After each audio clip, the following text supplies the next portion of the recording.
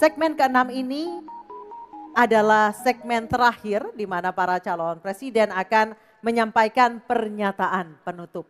Dan kesempatan pertama kami berikan kepada calon presiden nomor urut 2 Bapak Prabowo Subianto menyampaikan pernyataan penutupnya dalam waktu 2 menit. Kami persilakan Pak Prabowo Subianto. Saudara-saudara sekalian, kita patut bersyukur bahwa dalam beberapa dasawarsa ini negara kita terhindar dari konflik bersenjata dengan negara asing. Ini berkat kepemimpinan dan kenegarawanan pemimpin-pemimpin kita. Untuk itu, saya ucapkan terima kasih dan saya mengajak kita semua mengucapkan terima kasih kepada semua pemimpin dan presiden kita terdahulu. Juga saya bertekad manakala saya menerima mandat dari rakyat untuk tetap menjalankan politik bebas aktif, non-blok, menghormati semua negara, menjadi tetangga baik bagi semua negara di kawasan kita, menjaga jarak yang tidak terlalu jauh tapi juga tidak terlalu dekat dengan semua kekuatan, menjalin kerjasama ekonomi. Saya juga ucapkan terima kasih dan mengajak semuanya mengucapkan terima kasih kepada seluruh prajurit TNI dan Polri dan ASN di seluruh Indonesia yang telah bekerja keras untuk menjaga kita sehingga kita seperti sekarang siap untuk tinggal landas, siap untuk bangkit menjadi negara maju. Kita perlu untuk mempertahankan sistem yang sudah baik. Saya akan teruskan TNI dan Polri tetap berada langsung di bawah kendali Presiden untuk mempercepat reaksi dan memperpendek rentang kendali dan rentang komando. Saya juga akan memperbaiki kesejahteraan dan kualitas hidup TNI, Polri, dan ASN secara signifikan. Saya mengajak semua bangsa bersatu, rukun, dengan kerukunan, dengan persatuan, kita akan jadi kuat. Waktu habis, terima kasih. Bapak Prabowo Subianto, terima kasih. Baik, selanjutnya kami berikan kesempatan. Baik, oke, tenang dulu, tenang dulu.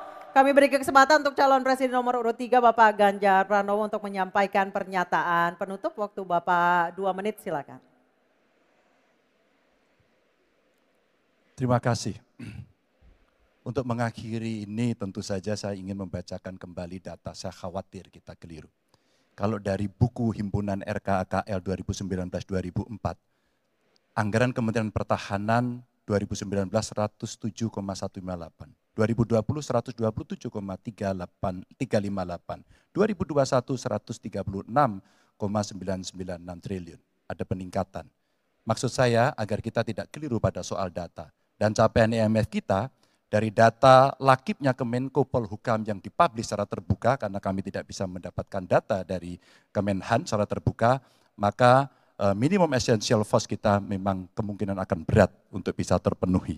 Maka Bapak Ibu, dalam konteks politik luar negeri kita, maka otonomi strategis menjadi begitu penting untuk meredefinisi dari politik kita yang bebas aktif. Duta besar cyber menjadi penting karena problem besar kita hari ini adalah pada dunia digital. Maka kita perlu duta besar ini untuk merespon perubahan-perubahan global yang ada. Duta besar krisis iklim kita perlukan, garda samudra sebagai strategi baru dari poros maritim dunia. 100% pesawat kita mesti siap tempur, alutsista kita mesti siap tempur, dan zero tolerance untuk kecelakaan pada alutsista kita. Kekuatan pertahanan Indonesia di angkatan cyber akan kita tingkatkan, dan anggaran pertahanan hingga 2% dari PDB. Keamanan mendorong pada profesionalisme kepolisian yang mau tidak mau harus kita lakukan. Badan Cyber Polri kita dorong sampai satuan baru di setiap Polda untuk TPPO, kekerasan terhadap perempuan dan anak. Tentu kesejahteraan prajurit dan keluarga menjadi begitu penting untuk mendapatkan perhatian. Dan beasiswa kuliah untuk anak prajurit dan bayangkara yang membutuhkan perlu kita lakukan. Indonesia Garda Samudra. We are Waktu Groot. habis Bapak Ganjar Pranowo. Oke, tenang dulu. Baik, kesempatan berikutnya kami berikan kepada calon presiden nomor urut 1 Bapak Anies Baswedan menyampaikan pernyataan penutupnya dalam waktu 2 menit. Silakan Pak Anies. Sebagai Presiden Republik Indonesia, maka prioritas pertama dan terutama adalah memastikan rasa aman pada tiap keluarga dan setiap jengkal tanah Indonesia.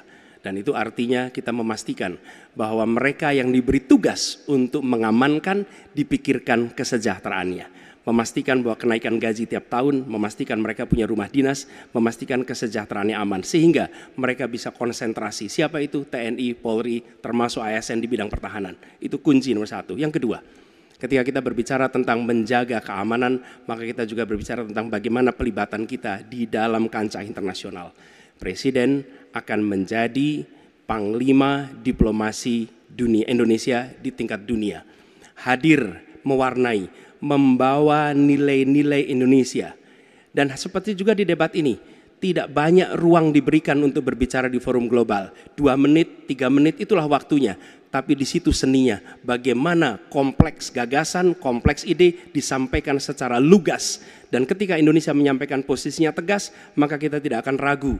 Kita memperjuangkan penghapusan penjajahan di muka dunia, maka Indonesia tidak sungkan untuk mengatakan pada negara manapun, hentikan penjajahan di tanah Palestina. Dan usahakan itu lewat diplomasi ke seluruh tempat. Bukan cuma sekedar statement dari Menteri Luar Negeri, tapi serius menjajaki seluruh kekuatan.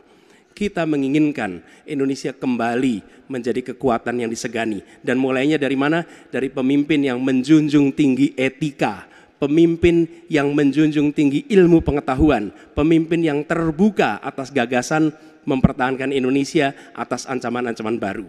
Dan itu artinya kita hadir di berbagai wilayah di dalam pertemuan-pertemuan global membawa aspirasi Indonesia. Kita kirim pesan, we will no longer absence. Indonesia will be presence and Indonesia will color the world.